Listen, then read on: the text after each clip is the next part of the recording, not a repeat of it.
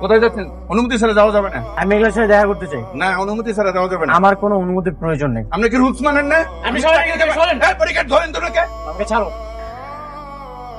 ওনারে সাইডে দেন। আজ আমার এমন দিন আসলো, তোমার বডিগার্ড আমার কপালে বন্দুক ঠেকিয়েছে। আপনারা যান। আমার জীবনে তোমার মতো অকৃতজ্ঞ মানুষ আমি খুবই কম দেখেছি। তোমার এত টাকার অহংকার হয়ে গেছে, তুমি এখন আমার পিছনে লেগেছো। কি কি করছি আমি? কি কারণে সেইটা বলো। তোমাকে আমি বাঁচাতে গেলাম, তুমি আমাকে পুলিশ দিয়ে মার খাওয়ালে। এই প্রজেক্টটা আমার পাওয়ার কথা ছিল, রাতুলকে দিয়ে দিয়েছো। অন্যের সন্তান গর্ভে নিয়ে এই সন্তানের জন্য তুমি আবার আমার নামে মামলাও করেছো। কেন মেঘলা? আমি কি করেছি?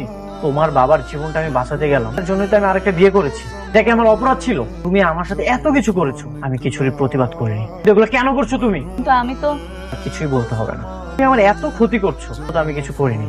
শেষমেশ তুমি আমার কাজটা বন্ধ করেছো, তুমি আমার সাইট বন্ধ করে আমার শ্রমিক নিয়ে গেছো। তাদেরকে তুমি দ্বিগুণ বেতন পর্যন্ত দিয়েছো। কি করেছো এইসব? আপনার লোক নিয়েছে মানে? হ্যাঁ, আমার প্রজেক্টের সব শ্রমিক আপনারা নিয়ে গেছেন, আবার তাদেরকে দ্বিগুণ টাকার লোভও দেখিয়েছেন। দেশে কি আর কোনো শ্রমিক ছিল না? কই, আমরা তো কিছু জানি না। আপনারা না জানলেও মেঘলা সবই জানে, খুব ভালো মতোই জানে আমার কিভাবে ও ক্ষতি করতে চায়। একটা কথা মনে রেখো মেঘলা, সময় কিন্তু পরিবর্তন হয়, ঘড়ির কাঁটা স্থির থাকে না, সময় পরিবর্তন হবেই।